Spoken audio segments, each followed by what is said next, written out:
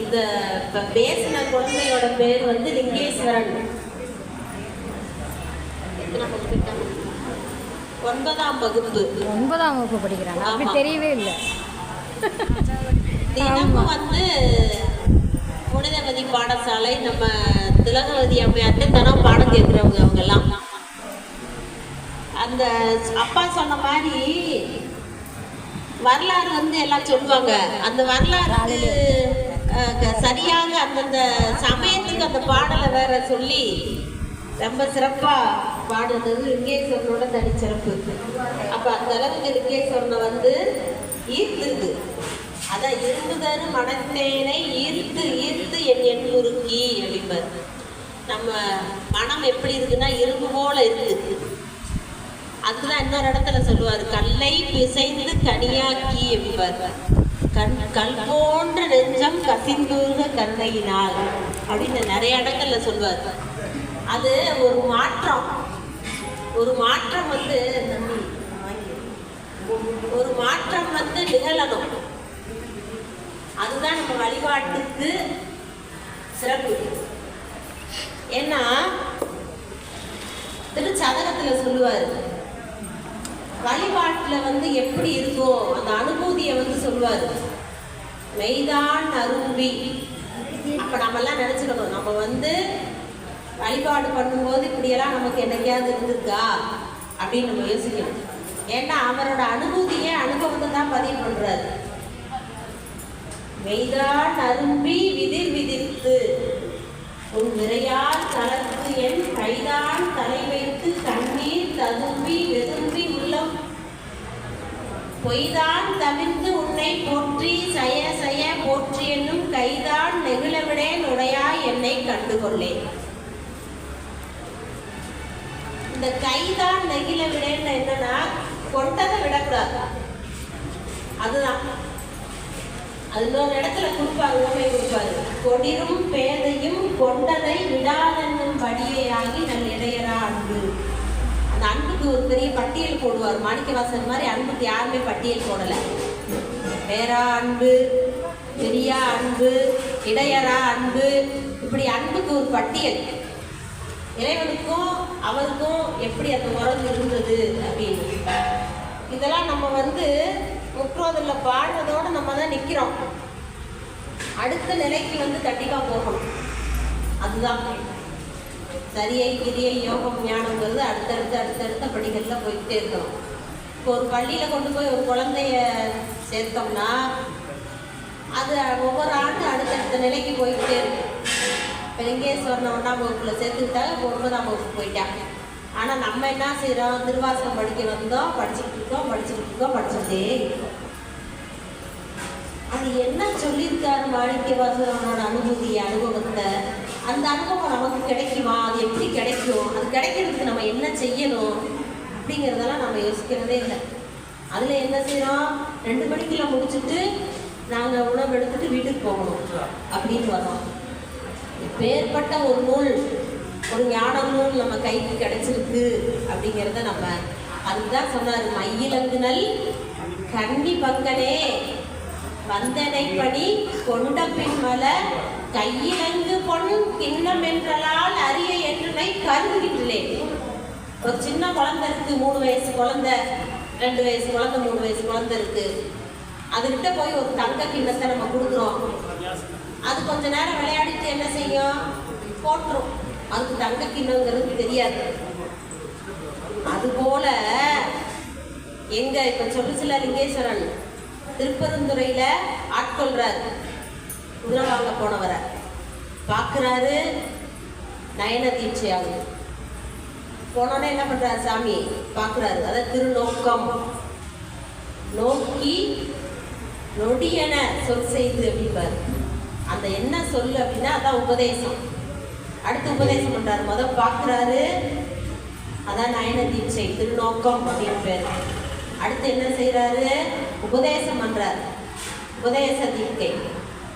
அது தான் பெற்ற இன்பம் பெருக இவ்வையகம் தான் எல்லாருக்கும் கொடுத்தார். நமச்சிவாய வாழ்க, எல்லாரும் சொல்லுங்க, எல்லாரும் இறைவனோட திருவடியை அடையணும், எல்லாரும் ஓய்வு பெறணும் அப்படின்னு தான் எல்லாருக்கும் சொன்னார். அதெல்லாம் இந்த மந்திரத்தை உபதேசம் 12 ஆண்டுகள் தவம் இருக்கணுமா. அப்பதான் அந்த மந்திர உபதேசம் கிடைக்கும். பெரிய பெரிய மடத்துல சன்னிதானங்கள் அவங்க தம்பிராட் சாமி அவங்களுக்கு கிடைக்கும். நம்மளுக்கு கிடைக்குமானா கிடைக்காது. நம்ம நால்வர் பெருமக்களோட பெரும் கருணையினால நம்மளுக்கு நால்வர் பெருமக்கள் நமக்கு பஞ்சாக்கர பதியை கொடுத்துருக்காங்க. எடுத்த உடனே கொடுத்துட்டாரு மாணிக்கவாசன், நமச்சிவாய வாழ்க்கை எல்லாரும் சொல்லுங்க அப்படின்னு. ஞானசம்பந்தர் சொல்றாரு, காதலாகி கசிந்து கண்ணீர் மல்கி போதுமாதமை நன்னறிக்கு உயிர்ப்பது வேதம் நான்கிலும் மெய்ப்பொருளாவது நாதன் நாமம் நமச்சிவாயவே. ஏன்னா நமச்சிவாயம் தான் சூலம், எல்லாருமே சொல்லலாம். எல்லாரும் சொல்லுங்க, முதல் நிலைக்கு வாங்க அப்படின்னு நம்ம 4 பெருமக்களும் நம்ம அழைக்கிறாங்க. ஞானசம்பந்தரை 2 பதிகம் அஞ்செழுத்து பதிகம். துஞ்சலும் துஞ்சல் இல்லாத பொழுதிலும் நெஞ்சகம் நைந்து நினைவின் நாள்தோறும் பஞ்சகம் மற்றடி வாழ்த்த வந்த கூற்று அஞ்ச உதைத்தன அஞ்சலுக்குமே. கூற்றுவனை எங்க வச்சாரு? திருக்கடையூர்ல. மார்க்கண்டையனுக்காக காலனை காலால் உதைத்தல் பாடி. என்னோட அடியாரை எப்படி வந்து பிடிக்கலாம்? அடியாரா இருக்கவங்களை யாரும் வரக்கூடாது, காலம் வரக்கூடாது. அதுதான் அவங்க சொல்றாரு. அதுபோல நாவுக்கரசர் பாடுறாரு, சொற்றுணை வேதியன். எந்த நிலையில இருந்து பாடுறாரு?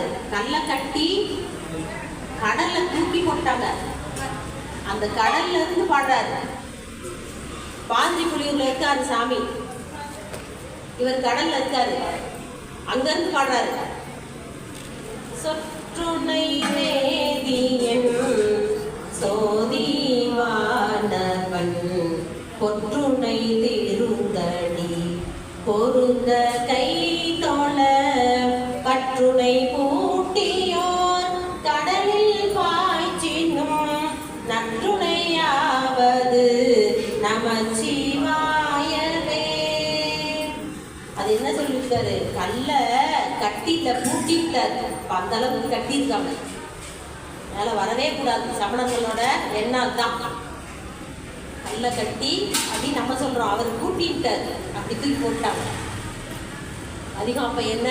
நமச்சிவாய மந்திரம் தோணியாக இருந்து அவரை கரை சேர்த்தது. நமக்கும் கரை சேர்க்கும். நாமளும் இப்ப எங்க இருக்கோம்? கடல்ல தான் இருக்கோம். நம்ம பிறவிங்கிற பெரிய கடல்ல கிடக்குறோம். அதுக்கு நமக்கு ஒரு தோணியாக என்ன இருக்கு? நமச்சிவாய மந்திரம் இருக்கு. அதை பற்றி கொள்ளணும். அதுதான் நம்மளை தோணியாக இருந்து கரை சேர்க்கும். அதுதான் அந்த பாடல்ல சொல்றாரு, கற்றுணை பூட்டியோர் கடலில் பாய்ச்சினும் நற்றுணையாவது நமச்சிவாயவே. பிறவி பெருங்கடல் நீந்துவர் நீந்தார் இறைவன் அடி சேராதார். இந்த பெருங்கடல்ல இருந்து நம்ம நீந்தணும்னா நமக்கு சாதனம் திருநீரு, ருத்ராக்கம், நமச்சிவாய மந்திரம், இது 3 தான் நமக்கு சாதனம். இந்த 3ஐயும் பிடிச்சாதான் நம்ம இறைவனை போய் சேர முடியும். அதுதான் நமக்கு நாவுக்கரசர் வந்து அந்த பாடல்ல சொல்றாரு. அவர் மட்டும் கரை சேர்க்கல, நம்மளையும் கரை சேர்ப்பதற்காக சொல்றாரு. சுந்தரமூர்த்தி நாயனார் சொல்றாரு, மற்ற பற்று எனக்கு இன்றினின் திருப்பாதமே மனம் பாவித்தேன். வேற எந்த பற்றும் எனக்கு கிடையாது. அவங்கெல்லாம் எப்படி வாழ்ந்துருக்காங்க, எப்படி இருந்திருக்காங்க? நாங்கெல்லாம் எதையாவது விட்டுருக்கோமான்னா இல்லை.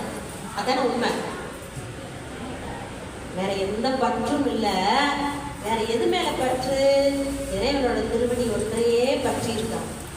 அதான் மற்ற பற்று எனக்கு இன்றினின் திருப்பாதமே மனம் பாவித்தேன்.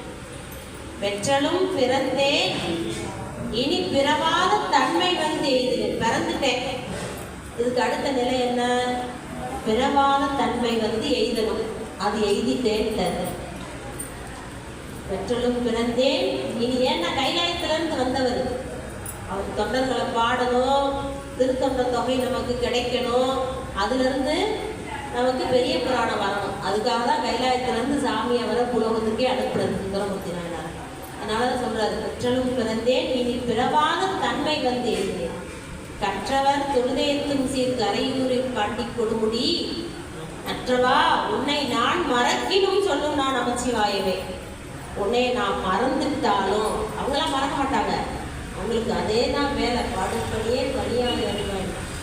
ஆனா மறந்துட்டாலும் என்னோட நாக்கு வந்து உன்னைய சொல்லிக்கிட்டே இருக்கும். ஏன்னா நாக்க வந்து அப்படி தயார் பண்ணி வச்சிருக்காரு, பழக்கப்படுத்தி வச்சிருக்காரு. செந்தமிழும் நாப்பழக்கம் அப்படின்னு சொல்லி கேள்விப்பட்டிருக்கோமா? அது மாதிரி நமச்சிவாய நமச்சிவாய நமச்சிவாயன்னு உட்காந்தா நமச்சிவாய, எந்திரிச்சா நமச்சிவாய, சமையல் பண்ணும்போது நமச்சிவாய, தூங்கும்போது எழுந்திருக்கும் போது இப்படி சொல்லிக்கிட்டே இருந்தா என்ன ஆகும்? அப்போ அதுவே நமக்கு பழக்கமாயிரும். இப்போ நம்ம ஏதோ ஒன்று செய்கிறோமோ அது நமக்கு வழக்கமாகுதுல. குற்றோதல் நடக்குதுன்னா நம்ம கிளம்பி போகிறோம்ல, வழக்கமாயிடுச்சுல அது நமக்கு. அதுபோல் நம்ம என்ன செய்யணும்? மந்திரத்தை எப்பயுமே சொல்லிகிட்டே இருக்கணும். அப்படி சொன்னோம்னா என்ன ஆகும்? நாவு வந்து அதுக்கு தயாராகிடுது. அதான் நற்றவா உன்னை நான் மறக்கினும். என்னோட வினையின் காரணமாக கூட மறந்துட்டேன்னு வையே, ஆனால் என்னோட நாவு வந்து உன்னை சொல்லிகிட்டே இருக்கும். நீ நான் மறக்கினும் சொல்லும்னா நமச்சிவாய அவர் சொல்கிறார். மாணிக்கவாசகர் வந்து நமச்சிவாய வாழ்கன்னே எடுத்து கொடுத்தார். நிறைய இடங்கள்ல நமச்சிவாய வாழ்க மந்திரம் நமக்கு சொல்கிறார். ஒற்றியோ நமச்சிவாய முயங்கனே மயங்குகின்றேன், ஒற்றியோ நமச்சிவாய புகலிடம் பெரிதொன்றும் இல்லை. எனக்கு வேற எந்த புகலிடமும் உன்னை தவிர கிடையாது. ஒற்றியோ நமச்சிவாய புறம் எனை பொங்கல் கண்டாய், ஒற்றியோ நமச்சிவாய சயசயம் போற்றி போற்றி. என்னை விட்டுறாது. இப்போ எங்கே சொன்னாப்ல கடையவனேனை கருணையினால் கலந்து ஆண்டு கொண்டார். அது எதுக்கு அந்த 50 பாட்டுன்னா, இவருக்கு வந்து பார்க்குறாரு, திருவடி தீர்க்க கொடுக்குறாரு, நயன தீர்க்க கொடுக்குறாரு, திருநீர் பூசி விடுறாரு, உட்கார வச்சிருக்காரு. இவர் உட்கார்ந்துருக்காரு, அடியார் கூட்டமெல்லாம் இருக்காங்க, எல்லாமே சிவயோகத்தில் இருக்காங்க. இவர் கண் விழிச்சு பார்க்குறாரு, யாருமே காணோம். அப்போ எப்படி இருக்கும் அவருக்கு? அதனால தான் கையில் அங்கு கொண்டிருந்தோம் என்றால், நீ என்னைய கிடைச்சதை நான் விட்டுட்டனே, உனைய நான் நீ அரிய பொருளாக இருக்குங்க, அது தெரியாமல் நான் உன்னை விட்டுட்டனே அப்படின்னு சொல்கிறாரு. இந்த நீத்தல் விண்ணப்பத்தில் 50 பாட்டிலையுமே கைவிட்டுறாத, ஏற்கனவே திருப்பரந்துறையில் வந்து பார்த்து உபதேசம் பண்ணிட்டு விட்டுட்டு போயிட்ட, இதே மாதிரி விட்டுருவியா? விட்டுறாத. நீத்தல் விண்ணப்பம் படிச்சு பாருங்க, 50 பாட்டுமே, எல்லா பாட்டுமே அப்படிதான். ஆனால் நீத்தல் விண்ணப்பத்தில் கைவிட்டு விடாதே, கைவிட்டு விடாதேன்னு கடையவனேனை கருணையினால் கலந்து ஆண்டு கொண்ட விடையவனே விட்டுடுதி கண்டாய், விட்டுறாத என்னைய. விரல் வேங்கையின்தோல் உடையவனே மண்ணும் உத்தரகோச மங்கைக்கு அரசே, சடையவனே தளர்ந்தேன் எம்பிரான் என்னை தாங்கிக் கொள்ளேன். நீ விட்டு போனதுனால தளர்ந்து போயிருக்கேன், என்னை தாங்கிக்க.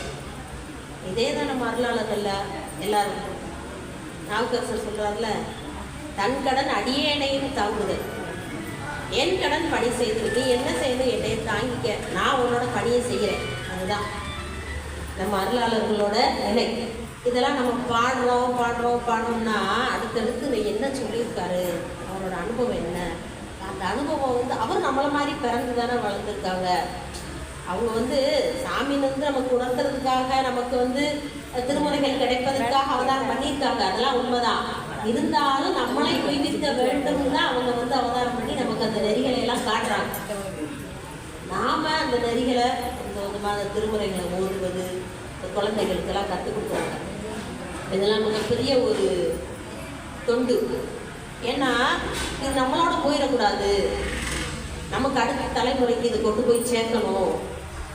எப்படி அற்புதமாக பேசிச்சு குழந்தை. இது என்ன பண்ணும்? இது ஒரு விருட்சமாக வளரும், இது ஒரு விதை, இது ஒரு ஆலமரமாக வளரும். இது 10 பேருக்கு சொல்லிக் கொடுக்கும், அது 50 பேருக்கு போகும். இப்படி தான் நம்ம, அதுக்காக தான் நம்ம பெரியவங்க வந்து இதெல்லாம் நமக்கு சொல்லிட்டு போயிருக்காங்க. நம்ம மாணிக்கவாசகர் வந்து சாயுச்சிய பதவி அடைஞ்சவர். மற்றவங்க சாலோகம், சாமீபம், சாரூபம், சாயுச்சியம். இந்த சாலோகம்னா என்னன்னா அந்த உலகத்தில் போய் இருக்கிறது. சரியை தொண்டில் இருக்கிறவங்க அந்த சிவலோகத்தில் போய் அந்த உலகத்தில் இருப்பாங்க. விரியை தொண்டு அப்படின்னு அடுத்த நிலைக்கு சிவபூசை எல்லாம் பண்ணக்கூடியவங்க என்ன பண்ணுவாங்கன்னா சாமீபம் அப்படின்னு அவருக்கு அருகாமையில் போய் பக்கத்தில் இருக்கக்கூடிய அந்த நிலை. அடுத்து சாரூபம்னா சிவபெருமானுடைய உருவமே தாங்கியிருப்பாங்க. இப்போ சுந்தரமூர்த்தி நாயனார்லாம் பார்த்தீங்கன்னா சாரூபம், அவருடைய அந்த உருவமே அப்படியே இருக்கும் சுந்தரமூர்த்தி நாயனார். அது யோக மார்க்கத்தில் இருக்கிறவங்களுக்கு அந்த ஒரு நிலை. நம்ம மாணிக்க வாசகருக்கு சாயுச்சியம், அப்படியே இறைவனோட போய் கலக்கிறது. இறைவன் வேறு தான் வேறு இல்லாமல் ஒன்றாகி சொல்கிறாங்கல்ல, சித்தமலை மறித்து சிவமாக்கி இடையாண்ட அத்தனனுக்கு அருளியவாறு ஆறு பெறுவார் அச்சோவே அப்படின்னு அந்த சாயுச்சிய பதவி அடைஞ்சவர் தான் நம்ம மாணிக்க வாசகர்.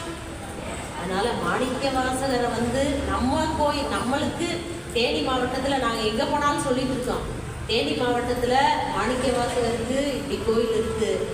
திருவாசகம் பாடக்கூடிய அடியார்கள்லாம் ஏன்னா மூலவர் மாணிக்க வாசகராக இருக்கார், தரிசனம் பண்ணுங்க, திருவாசகம் பாடுங்கன்னு இப்போ கூட அவினாசியில் எல்லா இடங்களில் போராடம்லாம் நம்ம சொல்லிட்டு இருக்கோம். கூட இணையதளத்தில் பேசும்போது கூட சொன்னேன் நான். அந்த மாதிரி நமக்கு மிகப்பெரிய வாய்ப்பு, நம்ம பெரிய புண்ணியம் பண்ணியிருக்கோம். மாணிக்க வாசகருக்கு ஒரு கோயில், அது மட்டும் இல்லாமல் நம்ம தேனி மாவட்டத்தில் இன்னொரு நாயன்மாருக்கு ஒரு கோயில் இருக்குது. அது எல்லாருக்கும் தெரியுமான்னு தெரியல. எங்கே அப்படின்னா சில்வார்வட்டியில் முனையடுவார்னு ஒரு நாயனாருக்கு கோயில் கட்டியிருக்காங்க. அங்கே போனால் 63 நாயன்மார்களில் ஒருத்தர் முனையடுவார், அவருக்கு ஒரு கோயில் கட்டியிருக்காங்க. எப்படி கட்டினீங்க அப்படின்னா 63 பேரோட பேரையும் எழுதி குலுக்கல் போட்டு அந்த குலுக்கி எடுக்கும்போது முனையடுவார் பேர் வச்சு அவருக்கு கட்டியிருக்கோம். அங்கேயும் இந்த மாதிரி விழாக்கள்லாம் ரொம்ப சிறப்பாக நடத்துகிறாங்க. குறுக்கு செய்யலாம் வாய்ப்பு இருக்கு. அடியார்கள்லாம் அங்கேயும் போய் தரிசனம் பண்ணுங்க. இந்த மாதிரி அடியார்களுக்கு ஏன் நம்ம விழா எடுக்கணும்? எல்லாமே ஆண்டவனுக்கு தானே விழா எடுக்கிறாங்க, நாம் எதுக்கு அடியாருக்கு எடுக்கணும் அப்படின்னா, அடியார்கள்லாம் நடமாடும் கோயில் சொல்கிறார்ல திருமந்திரத்தில், நடமாடும் கோயில் நம்பர் கொன்றியில் படமாடும் கோயில் பகவருக்கு. அந்த படமாடும் கோயில் பகவருக்கு ஒன்று செஞ்சால் அது இவருக்கு வராது. யாருக்கு? நடமாடும் கோயிலுக்கு வராது.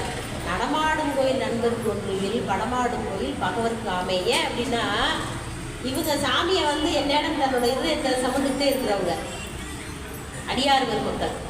நடமாடும் கோயில் பெருமான தன்னோட இருதயத்தில் எப்போவுமே சுமந்துக்கிட்டே இருக்கிறதுனால அவங்களுக்கு நடமாடும் கோயில் அப்படின்னு சொல்லியிருக்காரு திருமந்திரத்தில். அதனால தான் அடியார்களுக்கு பாருங்க, மாகேஸ்வர பூசை பண்ணுவார். நம்ம ஐயா திருவாசகத்தோட அப்பா இருந்தார் சிவஞான ஐயா. அவர் என்ன பண்ணுவார், தள்ளாத வயது 90 வயது இருக்கும், எல்லாருக்கும் அன்னம்பாளிப்பு இலையில பரிமாறிட்டு எல்லாருக்கும் பூ வச்சு அந்த தீபாவளி எல்லாம் காமிச்சு அந்த வயதுலேயும் நெடுஞ்சான்களையும் அப்படியே தரையில் விழுந்து எழுந்து அடியார்கள்லாம் சிரமம் பாராது திருவம்பும் செய்யணும்பார். அவர் சொல்லையிலே நமக்கு கண்ணீர் வந்துடும், அப்படி ஒரு பணிவு அப்படின்னு சொல்லுவார். இந்த மாதிரி நம்ம அடியார்களுக்கு கோயில் இருக்கிறது நம்ம மாவட்டத்தில் ரொம்ப சிறப்பு. நம்ம அதெல்லாம் பயன்படுத்தி நம்ம உய்வு பெறணும். அதுக்காகலாம் அந்த குருபூசையெல்லாம் நம்ம கொண்டாடுறது, அவங்களோட வரலாறை பேசுகிறது, அவங்களோட அந்த திருமுறைகளை பாடுறது, இதெல்லாம் மிகப்பெரிய ஒரு வாய்ப்பு நமக்கு கிடைச்சிருக்கு. வாய்த்தது நமக்கு இதோ ஒரு மனித பிறவி. ஏன்னா இத்தனை பிறவி இருக்குது நமக்கு. ஞானசம்பந்தர் சொல்லியிருக்காருல, எத்தனை பிறவி சொல்லியிருக்காரு.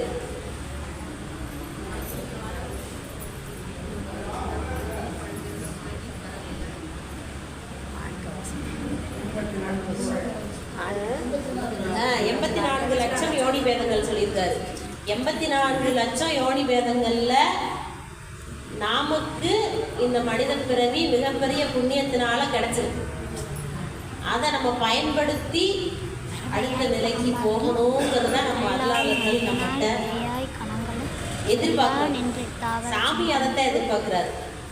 நம்ம போய் அதை கொடு, இதை கொடு, அதை கொடு, அதுக்கெல்லாம் அது இடம் இல்லை, இங்கே இடம் இல்லை. அதுக்கெல்லாம் நம்ம என்ன கேட்கணும், பெருமானே உன்னை கொடு, அதை தான் கேட்கணும். அந்த திருவடி வேணும். இப்போ நேராக போய் கரைக்கிழமையார் பார்த்தாங்க, சாமி என்ன வேணும்னு கேட்டாரு. என்ன கேட்டாங்க அந்த அம்மா?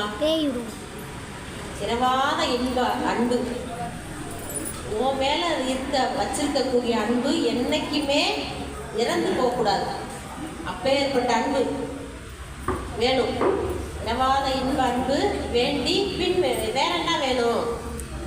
பிறவாமை வேண்டும். நான் மீண்டும் பிறக்கக்கூடாது. அப்படி பிறந்துட்டா உன்னை மறக்கக்கூடாது. மீண்டும் பிறப்புண்டேன் உனையென்று மறவாமை வேண்டும். இன்னும் வேண்டும் நான் மகிழ்ந்து பாடி அரவாணி ஆடும் போது உன் அடியின் கீழ் இருக்க. அந்த திருவடியை தான் கேட்குறாங்க. உன்னோட திருவடிக்கு கீழே நான் இருக்கணும் இருக்கணும் இருக்கணும், மறவாமையை கொடு. அப்படி வினையின் காரணமாக எனக்கு பிறவி இருந்தால் உன்னை மறவாமையை கொடு. இதுதான் நம்ம ஞானிகள், அருளாளர்கள், நம்ம திருமுறை ஆசிரியர்கள், நம்ம நாயன்மார்கள்லாம் கேட்டது. நாம் என்னென்ன கேட்குறோம்? நமக்கு தேவையான உலகியலுக்கு தேவையானதெல்லாம் கேட்டுக்கிட்டு இருக்கோம். உலகியலுக்கு தேவையானதெல்லாம் கேட்டால் கொடுப்பார் சாமி. ஏன்னா வேண்டுவார் வேண்டுவதை ஈவான் கண்டாயின்னு நீங்கள் என்ன கேட்டாலும் கொடுத்துருவாரு. ஆனால் அதுக்கு ஒரு பிறவி வரும். நம்ம என்ன கேட்டாலும் கொடுத்துருவாரு, அதுக்கு ஒரு பிறவி வரும். பிறவி வேணும்னா நம்ம சாமிகிட்ட போய் இதை கொடு அதை கொடுன்னு கேட்கலாம். வேணான்றவங்க பெருமானோட திருவடியை தான் கேட்கணும். அதுதான் சரி. நம்ம திருவாசகத்தில் இன்னும் ஒரு சில பதிகங்களை சாமி புறப்பாடு போயிருக்கார் ஊருக்குள்ள வர்றது வரைக்கும் ஒரு சில பதிகங்களை ஓடுவோமாக. அப்பா நீங்கள் எதுவும் பேசுகிறீங்களாப்பா? பதிகம் பாடவாப்பா? சரி. அந்த மெய்தான் அரும்பி. அப்போ நம்மெல்லாம் நினச்சிக்கணும், நம்ம வழிபாடு பண்ணும்போது இப்படியெல்லாம் நமக்கு என்னைக்காவது இருந்திருக்கா அப்படின்னு நம்ம யோசிக்கணும். ஏன்னா அவரோட அனுபூதியை அனுபவத்தை தான் பதிவு பண்றாரு. மெய்தான் அரும்பி விதிர் விதிர்த்து உன் விரையால் தளர்த்து என் கைதான் தலை வைத்து கண்ணீர் ததும்பி வெதும்பி உள்ளம் பொய்தான் தவிர்த்து உன்னை போற்றி சய சய போற்றி என்னும் கைதான் நெகிழவிடேன் உடையாய் என்னை கண்டுகொள்ளேன். இந்த கைதான் நெகிழ விடேன்னு என்னன்னா கொண்டதை விடக்கூடாது. அதுதான் அது இன்னொரு இடத்துல கொடுப்பாரு, உண்மை கொடுப்பாரு. கொடிரும் பேதையும் கொண்டதை விடாதென்னும் படியேயாகி நல் இடையரா அன்பு. அந்த அன்புக்கு ஒரு பெரிய பட்டியல் போடுவார். மாணிக்கவாசன் மாதிரி அன்புக்கு யாருமே பட்டியல் போடலை. பேரா அன்பு, பெரியா அன்பு, இடையரா அன்பு, இப்படி அன்புக்கு ஒரு பட்டியல். இறைவனுக்கும் அவருக்கும் எப்படி அந்த உறவு இருந்தது அப்படின்னு இதெல்லாம் நம்ம முற்றோதில் பாடுறதோடு நம்ம தான் நிற்கிறோம். அடுத்த நிலைக்கு கண்டிப்பாக போகணும். அதுதான் சரியை கிரியை யோகம் ஞானங்கிறது அடுத்தடுத்த படிகளில் போய்கிட்டே இருக்கணும். இப்போ ஒரு பள்ளியில் கொண்டு போய் ஒரு குழந்தைய சேர்த்தோம்னா அது ஒவ்வொரு ஆண்டு அடுத்தடுத்த நிலைக்கு போய்கிட்டே இருக்கும். இப்போ லிங்கேஸ்வரனை 1ஆம் வகுப்பில் சேர்த்துக்கிட்டாங்க, 9ஆம் வகுப்பு போயிட்டாங்க. ஆனால் நம்ம என்ன செய்கிறோம்? திருவாசகம் படிக்க வந்தோம், படிச்சுக்கிட்டு படிச்சுக்கிட்டே இருக்கோம். அது என்ன சொல்லியிருக்காரு மாணிக்கவாசகனோட அனுபவத்தை, அந்த அனுபவம் நமக்கு கிடைக்குமா? அது எப்படி கிடைக்கும்? அது கிடைக்கிறதுக்கு நம்ம என்ன செய்யணும் அப்படிங்கிறதெல்லாம் நம்ம யோசிக்கிறதே இல்லை. அதில் என்ன செய்கிறோம்? 2 மணிக்குள்ள முடிச்சுட்டு நாங்கள் உணவு எடுத்துட்டு வீட்டுக்கு போகணும் அப்படின்னு வரோம். பேர்பட்ட ஒரு நூல், ஒரு ஞான நூல் நம்ம கைக்கு கிடைச்சிருக்கு அப்படிங்கிறத நம்ம அதுதான் சொன்னார். மையிலங்குனல் கன்னி பங்கனே வந்தனை பணி கொண்ட பின்மல கையிலங்கு பொன் கிண்ணம் என்றலால் அரிய என்றனை கருதுகின்றேன். ஒரு சின்ன குழந்தை இருக்கு, 3 வயசு குழந்தை, 2 வயசு குழந்தை, 3 வயசு குழந்தை இருக்கு. அதுகிட்ட போய் ஒரு தங்க கிண்ணத்தை நம்ம கொடுக்குறோம். அது கொஞ்ச நேரம் விளையாடிட்டு என்ன செய்யும்? போட்டுரும். அதுக்கு தங்க கிண்ணங்கிறது தெரியாது. அதுபோல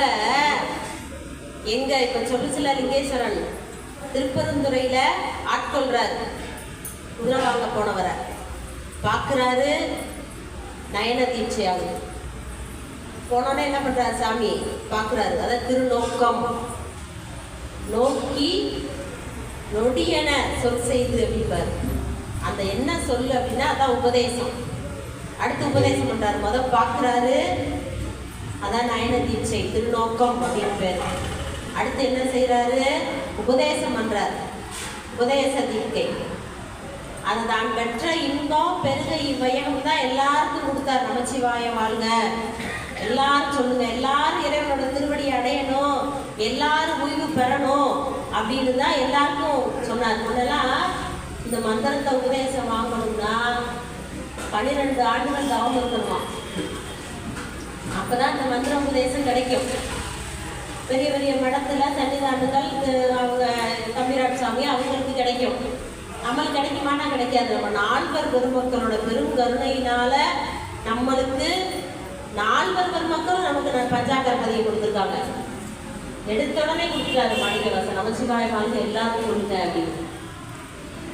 ஞானசம்பந்தர் சொல்றாரு, காதலாகி கசிந்து கண்ணீர் மல்கி ஓதுவாதமை நன்னறிக்கு உயிர்ப்பது வேதம் நான்கிலும் மெய்ப்பொருளாவது நாதன் நாமம் நமச்சிவாயவே.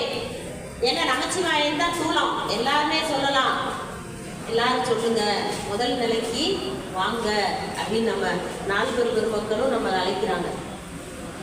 ஞானசம்பந்தரை 2 பதிகம், அஞ்சலுக்கு பதிகம். துஞ்சலும் துஞ்சல் இல்லாத பொழுதிலும் நெஞ்சகம் நைந்து நினைவின் நாள்தோறும் பஞ்சகம் மற்றடி வாழ்த்த வந்த கூற்று அஞ்ச உதைத்தன அஞ்சலுக்குமே. கூற்றுவனை எங்க வச்சாரு? திருக்கடையூர்ல. மார்க்கண்டையனுக்காக காலனை காலால் உதைத்தல் பாடி. என்னோட அடியாரை நீ எப்படி வந்து முடிக்கலாம்? அடியாரா இருக்கவங்களை யாரும் வரக்கூடாது, காலம் வரக்கூடாது. அதுதான் அவங்க சொல்றாரு. அதுபோல நாவுக்கரசர் பாடுறாரு, சொற்றுணை வேதியன். எந்த நிலையில இருந்து பாடுறாரு? கல்லை கட்டி கடல்ல தூக்கி போட்டாங்க, அந்த கடல்ல இருந்து பாடுறாரு. பாந்திரி புலியூர்ல இருக்காரு சாமி, இவர் கடல்ல இருக்காரு, அங்க இருந்து பாடுறாரு. சொற்றுணை வேதியன் சோதிவானவன் பொற்றுணை திருந்தடி பொருந்த கை தோழ கற்றுணை பூட்டியோர் கடலில் பாய்ச்சினும் நற்றுணையாவது நமச்சிவாயவே. அது என்ன சொல்லியிருக்காரு? கல்ல கட்டில பூட்டிட்டாரு, அந்த அளவுக்கு கட்டியிருக்காங்க. மேல வரவே கூடாது. சமணர்களோட எண்ணம் தான் கல்ல கட்டி அப்படின்னு நம்ம சொல்றோம், அவர் கூட்டிட்டாரு, அப்படி தூக்கி போட்டாங்க. அதிகம் அப்ப என்ன? நமச்சிவாய மந்திரம் தோணியாக இருந்து அவரை கரை சேர்த்தது. நமக்கும் கரை சேர்க்கும். நாமளும் இப்ப எங்க இருக்கோம்? கடல்ல தான் இருக்கோம். நாம பிறவிங்கிற பெரிய கடல்ல கிடக்குறோம். அதுக்கு நமக்கு ஒரு தோணியாக என்ன இருக்கு? நமச்சிவாய மந்திரம் இருக்கு. அதை பற்றி கொள்ளணும். அதுதான் நம்மளை தோணியாக இருந்து கரை சேர்க்கும். அதுதான் அந்த பாடல்ல சொல்றாரு, கற்றுணை பூட்டியோர் கடலில் பாய்ச்சினும் நற்றுணையாவது நமச்சிவாயவே. பிறவி பெருங்கடல் நீந்துவர் நீந்தார் இறைவன் அடி சேராதார். இந்த பெருங்கடல்ல இருந்து நம்ம நீந்தணும்னா நமக்கு சாதனம் திருநீரு, ருத்ராக்கம், நமச்சிவாய மந்திரம், இது 3 தான் நமக்கு சாதனம். இந்த 3ஐயும் பிடிச்சாதான் நம்ம இறைவனை போய் சேர முடியும். அதுதான் நமக்கு நாவுக்கரசர் அந்த பாடல்ல சொல்றாரு. அவர் மட்டும் கரை சேர்க்கல, நம்மளையும் கரை சேர்ப்பதற்காக சொல்றாரு. சுந்தரமூர்த்தி நாயனார் சொல்றாரு, மற்ற பற்று எனக்கு இன்றினின் திருப்பாதமே மனப்பாவித்தேன். வேற எந்த பற்றும் எனக்கு கிடையாது. அவங்கெல்லாம் எப்படி வாழ்ந்துருக்காங்க, எப்படி இருந்திருக்காங்க? நாங்கெல்லாம் எதையாவது விட்டுருக்கோமான்னா இல்லை. அதான உண்மை. வேற எந்த பற்றும் இல்லை. வேற எது மேல பற்று? இறைவனோட திருவடி ஒன்றையே பற்றி இருக்காங்க. அதான் மற்ற பற்று எனக்கு இன்றினின் திருப்பாதமே மனப்பாவித்தேன். பெற்றலும் பிறந்தேன் இனி பிறவாத தன்மை எய்தினேன். பிறந்துட்டேன், இதுக்கு அடுத்த நிலை என்ன? பிறவாத தன்மை எய்தணும். அது எய்திட்டேன். பெற்றலும் பிறந்தேன் இனி. ஏன்னா கைலாயத்திலிருந்து வந்தவர். அவர் தொண்டர்களை பாடணும், திருத்தொண்ட தொகை நமக்கு கிடைக்கணும், அதுல இருந்து நமக்கு பெரிய புராணம் வரணும். அதுக்காக தான் கைலாயத்திலிருந்து சாமி அவரை புலகத்துக்கே அனுப்புறது சுந்தரமூர்த்தி நாயனார். அதனாலதான் சொல்றாரு, பெற்றலும் பிறந்தேன் இனி பிறவாத தன்மை எய்தினேன். கற்றவர் தொழுதேத்தும் சீர் கரையூரில் காட்டி கொடுமுடி அற்றவா உன்னை நான் மறக்கினும் சொல்லும் நான் நமச்சிவாயவே. உன்னை நான் மறந்துட்டாலும் அவங்களாம் மறக்க மாட்டாங்க. அவங்களுக்கு அதே தான் வேலை. பாடுபடியே பணியாக அறிவாங்க. மறந்துட்டாலும் என்னோட நாக்கு வந்து உன்னைய சொல்லிக்கிட்டே இருக்கும். ஏன்னா நாக்கை வந்து அப்படி தயார் பண்ணி வச்சிருக்காரு, பழக்கப்படுத்தி வச்சிருக்காரு. செந்தமிழும் நாப்பழக்கம் அப்படின்னு சொல்லி கேள்விப்பட்டிருக்கோமா? அது மாதிரி நமச்சிவாய நமச்சிவாய நமச்சிவாயன்னு உட்காந்தா நமச்சிவாய, எந்திரிச்சா நமச்சிவாய, சமையல் பண்ணும்போது நமச்சிவாய, தூங்கும்போது, எழுந்திருக்கும் போது இப்படி சொல்லிக்கிட்டே இருந்தா என்ன ஆகும்?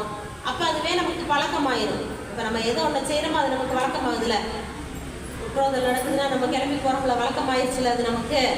அதுபோல் நம்ம என்ன செய்யணும்? மந்திரத்தை எப்பயுமே சொல்லிகிட்டே இருக்கணும். அப்படி சொன்னோம்னா என்ன ஆகும்? நாவு வந்து அதுக்கு தயாராகிடுது. அதான் நற்றவா உன்னை நான் மறக்கினும். என்னோட வினையின் காரணமாக கூட மறந்துட்டேன்னு வையே, ஆனால் என்னோட நாவு வந்து உன்னை சொல்லிகிட்டே இருக்கும். நீ நான் மறக்கினும் சொல்லும்னா நமச்சிவாய. அவர் சொல்கிறார். மாணிக்கவாசர் வந்து நமச்சிவாய வாழ்கன்னே எடுத்து கொடுக்குறாரு. நிறைய இடங்கள்ல நமச்சிவாய வாழ்க மந்திரம் நமக்கு சொல்கிறார். ஒற்றியோ நமச்சிவாய முயங்கனே மயங்குகின்றேன், ஒற்றியோ நமச்சிவாய புகலிடம் பெரிதொன்றும் இல்லை. எனக்கு வேற எந்த புகலிடமும் உன்னை தவிர கிடையாது. ஒற்றியோ நமச்சிவாய புறம் எனை பொங்கல் கண்டாய், ஒற்றியோ நமச்சிவாய சயசயம் போற்றி போற்றி. என்னை விட்டுறாது. இப்போ எங்கே சொன்னாப்ல கடையவனேனை கருணையினால் கலந்து ஆண்டு கொண்டார். அது எதுக்கு அந்த 50 பாட்டுன்னா, இவருக்கு வந்து பார்க்குறாரு, திருவடி தீர்க்க கொடுக்குறாரு, நயன தீர்க்க கொடுக்குறாரு, திருநீர் பூசி விடுறாரு, உட்கார வச்சிருக்காரு. இவர் உட்கார்ந்துருக்காரு. அடியார் கூட்டமெல்லாம் இருக்காங்க, எல்லாமே சிவயோகத்தில் இருக்காங்க. இவர் கண் விழிச்சு பார்க்குறாரு, யாருமே காணோம். அப்போ எப்படி இருக்கும் அவருக்கு? அதனால தான் கையில் அங்கு கொடுப்பினம் என்றால், நீ என்னைய கிடைச்சதை நான் விட்டுட்டனே, உன்னைய நான் நீ அரிய பொருளாக இருக்குங்க, அது தெரியாமல் நான் உன்னை விட்டுட்டனே அப்படின்னு சொல்கிறாரு. இந்த நீத்தல் விண்ணப்பத்தில் 50 பாட்டிலையுமே கைவிட்டுறாத, ஏற்கனவே திருப்பரந்துறையில் வந்து பார்த்து உபதேசம் பண்ணிட்டு விட்டுட்டு போயிட்டேன், இதே மாதிரி விட்டுருவியா? விட்டுறாத.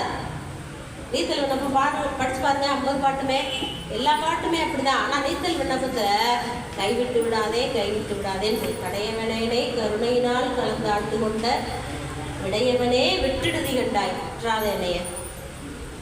விரல் வேங்கையின்தோல் உடையவனே மண்ணும் உத்தரகோச மங்கைக்கு அரசே, சடையவனே தளர்ந்தேன் எம்பிரான் என்னை தாங்கிக் கொள்ளு. நீ விட்டு போனதுனால தளர்ந்து போயிருக்கேன், என்னை தாங்கிக்க. இதே தான் நம்ம அருளாளர்கள்ல எல்லாரும். நாவுக்கரசர் சொல்றாருல, தன் கடன் அடியேனையும் தாங்குதல், என் கடன் பணி செய்து நீ என்ன செய்யணும்? என்னை தாங்கிக்க, நான் உன்னோட பணியை செய்கிறேன். அதுதான் நம்ம அருளாளர்களோட நிலை. இதெல்லாம் நம்ம பாடுறோம்னா அடுத்தடுத்து என்ன சொல்லியிருக்காரு, அவரோட அனுபவம் என்ன, அந்த அனுபவம் வந்து அவர் நம்மளை மாதிரி பிறந்து தானே வளர்ந்துருக்காங்க. அவங்க வந்து சாமி வந்து நமக்கு உணர்த்துறதுக்காக, நமக்கு வந்து திருமுறைகள் கிடைப்பதற்காக அவதாரம் பண்ணியிருக்காங்க, அதெல்லாம் உண்மைதான். இருந்தாலும் நம்மளை உய்விக்க வேண்டும் தான் அவங்க வந்து அவதாரம் பண்ணி நமக்கு அந்த நெறிகளை எல்லாம் காட்டுறாங்க. நாம அந்த நெறிகளை அந்த திருமுறைகளை ஓதுவது, இந்த குழந்தைகளுக்கெல்லாம் கற்றுக் கொடுக்குறாங்க. இதெல்லாம் மிகப்பெரிய ஒரு தொண்டு. ஏன்னா இது நம்மளோட போயிடக்கூடாது, நமக்கு அடுத்த தலைமுறைக்கு இதை கொண்டு போய் சேர்க்கணும். எப்படி அற்புதமாக பேசிச்சு குழந்தை. இது என்ன பண்ணும்? இது ஒரு விருட்சமாக வளரும், இது ஒரு விதை, இது ஒரு ஆலமரமாக வளரும். இது 10 பேருக்கு சொல்லிக் கொடுக்கும், அது 50 பேருக்கு போகும். இப்படி தான் நம்ம, அதுக்காக தான் நம்ம பெரியவங்க வந்து இதெல்லாம் நமக்கு சொல்லிட்டு போயிருக்காங்க. நம்ம மாணிக்கவாசகர் வந்து சாயுச்சிய பதவி அடைஞ்சவர். மற்றவங்க சாலோகம், சாமீபம், சாரூபம், சாயுச்சியம். இந்த சாலோகம்னா என்னன்னா அந்த உலகத்தில் போய் இருக்கிறது. சரியை தொண்டில் இருக்கிறவங்க அந்த சிவலோகத்தில் போய் அந்த உலகத்தில் இருப்பாங்க. விரியை தொண்டு அப்படின்னு அடுத்த நிலைக்கு சிவபூசை எல்லாம் பண்ணக்கூடியவங்க என்ன பண்ணுவாங்கன்னா சாமீபம் அப்படின்னு அவருக்கு அருகாமையில் போய் பக்கத்தில் இருக்கக்கூடிய அந்த நிலை. அடுத்து சாரூபம்னா சிவபெருமானுடைய உருவமே தாங்கியிருப்பாங்க. இப்போ சுந்தரமூர்த்தி நாயனார்லாம் பார்த்தீங்கன்னா சாரூபம், அவருடைய அந்த உருவமே அப்படியே இருக்கும் சுந்தரமூர்த்தி அது யோக மார்க்கத்தில் இருக்கிறவங்களுக்கு அந்த ஒரு நிலை. நம்ம மாணிக்க வாசகருக்கு சாயுச்சியம், அப்படியே இறைவனோட போய் கலக்கிறது. இறைவன் வேறு தான் வேறு இல்லாமல் ஒன்றாகி சொல்கிறாங்கல்ல, சித்தமலை மறித்து சிவமாக்கி இடையாண்ட அத்தனனுக்கு அருளியவாறு ஆறு பெறுவார் அச்சோவே அப்படின்னு அந்த சாயுச்சிய பதவி அடைஞ்சவர் தான் நம்ம மாணிக்க வாசகர். அதனால் மாணிக்க வாசகரை நம்மளுக்கு தேனி மாவட்டத்தில் நாங்கள் எங்கே போனாலும் சொல்லிட்டு இருக்கோம். தேனி மாவட்டத்தில் மாணிக்க வாசகருக்கு இப்படி கோயில் இருக்குது. திருவாசகம் பாடக்கூடிய அடியார்கள்லாம் ஏன்னா மூலவர் மாணிக்க வாசகராக இருக்கார், தரிசனம் பண்ணுங்க, திருவாசகம் பாடுங்கன்னு இப்போ கூட அவினாசியில் எல்லா இடங்களில் போராடம்லாம் நம்ம சொல்லிட்டு இருக்கோம். கூட இணையதளத்தில் பேசும்போது கூட சொன்னேன் நான். அந்த மாதிரி நமக்கு மிகப்பெரிய வாய்ப்பு, நம்ம பெரிய புண்ணியம் பண்ணியிருக்கோம். மாணிக்க வாசகருக்கு ஒரு கோயில். அது மட்டும் இல்லாமல் நம்ம தேனி மாவட்டத்தில் இன்னொரு நாயன்மாருக்கு ஒரு கோயில் இருக்குது. அது எல்லாருக்கும் தெரியுமான்னு தெரியல. எங்கே அப்படின்னா சில்வார்வட்டியில் முனையடுவார்னு ஒரு நாயனாருக்கு கோயில் கட்டியிருக்காங்க. அங்கே போனால் 63 நாயன்மார்களில் ஒருத்தர் முனையடுவார், அவருக்கு ஒரு கோயில் கட்டியிருக்காங்க. எப்படி கட்டினீங்க அப்படின்னா 63 பேரோட பேரையும் எழுதி குழுக்கள் போட்டு அந்த குலுக்கி எடுக்கும்போது முனையிடுவார் பேர் வச்சு அவருக்கு கட்டியிருக்கோம்.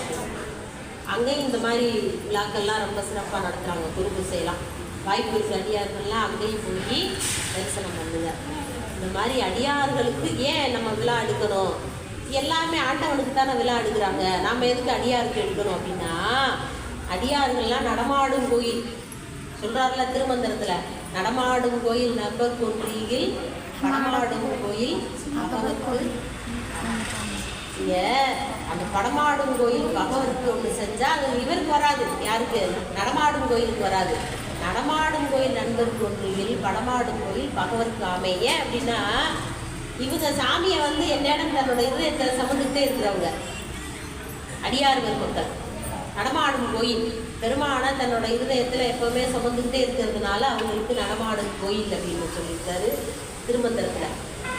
அதனால தான் அடியார்களுக்கு பாருங்க, மாகேஸ்வர பூசை பண்ணுவார். நம்ம ஐயா திருவாசகத்தோட அப்பா இருந்தார் சிவஞான ஐயா.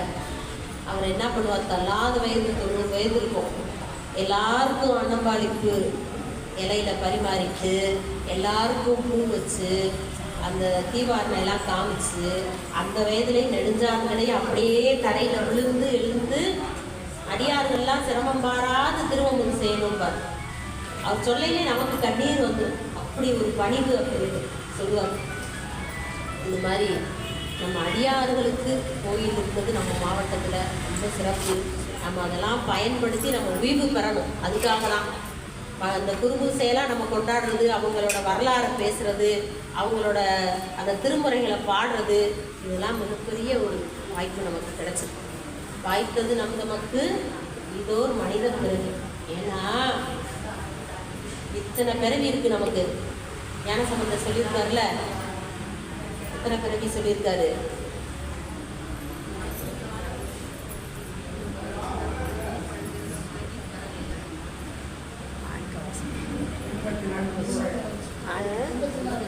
எண்பத்தி 84 லட்சம் யோனி பேதங்கள் சொல்லியிருக்காரு. 84 லட்சம் யோனி பேதங்கள்ல நமக்கு இந்த மனித பிறவி மிகப்பெரிய புண்ணியத்தினால கிடைச்சிருக்கு. அதை நம்ம பயன்படுத்தி அடுத்த நிலைக்கு போகணுங்கிறத நம்ம அருளாளர்கள் நம்மகிட்ட எதிர்பார்க்கணும். சாமி அதைத்தான் எதிர்பார்க்குறாரு. நம்ம போய் அதை கொடு, இதை கொடு, அதை கொடு, அதுக்கெல்லாம் அது இடம் இல்லை, இங்கே இடம் இல்லை. அதுக்கெல்லாம் நம்ம என்ன கேட்கணும், பெருமானே உன்னை கொடு, அதை தான் கேட்கணும். அந்த திருவடி வேணும். இப்போ நேராக போய் கடைக்கிழமையார் பார்த்தாங்க. சாமி என்ன வேணும்னு கேட்டாரு. என்ன கேட்டாங்க அந்த அம்மா? சிறவாத இன்ப அன்பு, உன் மேலே வச்சிருக்கக்கூடிய அன்பு என்னைக்குமே இறந்து போகக்கூடாது. அப்பேற்பட்ட அன்பு வேணும். பிறவாத இன்ப அன்பு வேண்டி பின் வேற என்ன வேணும்? பிறவாமை வேண்டும். நான் மீண்டும் பிறக்கக்கூடாது. அப்படி பிறந்துட்டா உன்னை மறக்கக்கூடாது. மீண்டும் பிறக்குண்டே உனையென்று மறவாமை வேண்டும். இன்னும் வேண்டும் நான் மகிழ்ந்து பாடி அரவாணி ஆடும்போது உன் அடியின் கீழ் இருக்க. அந்த திருவடியை தான் கேட்குறாங்க. உன்னோட திருவடிக்கு கீழே நான் இருக்கணும் இருக்கணும் இருக்கணும், மறவாமையை கொடு. அப்படி வினையின் காரணமாக எனக்கு பிறவி இருந்தால் உன்னை மறவாமையை கொடு. இதுதான் நம்ம ஞானிகள், அருளாளர்கள், நம்ம திருமுறை ஆசிரியர்கள், நம்ம நாயன்மார்கள்லாம் கேட்டது. நாம் என்னென்ன கேட்குறோம்? நமக்கு தேவையான உலகியலுக்கு தேவையானதெல்லாம் கேட்டுக்கிட்டு இருக்கோம். உலகியலுக்கு தேவையானதெல்லாம் கேட்டால் கொடுப்பா சாமி. ஏன்னா வேண்டுவார் வேண்டுவதை ஈவான் கண்டாயின்னு நீங்கள் என்ன கேட்டாலும் கொடுத்துருவாரு. ஆனால் அதுக்கு ஒரு பிறவி வரும். நம்ம என்ன கேட்டாலும் கொடுத்துருவாரு, அதுக்கு ஒரு பிறவி வரும். பிறவி வேணும்னா நம்ம சாமிகிட்ட போய் இதை கொடு அதை கொடுன்னு கேட்கலாம். வேணான்றவங்க பெருமானோட திருவடியை தான் கேட்கணும். அதுதான் சரி. நம்ம திருவாசகத்தில் இன்னும் ஒரு சில பதிகங்களை சாமி புறப்பாடு போயிருக்கார் ஊருக்குள்ள வர்றது வரைக்கும் ஒரு சில பதிகங்களை ஓடுவோமாக. அப்பா நீங்கள் எதுவும் பேசுகிறீங்களாப்பா? பதிகம் பாடவாப்பா? சரி ஆன் பண்ணி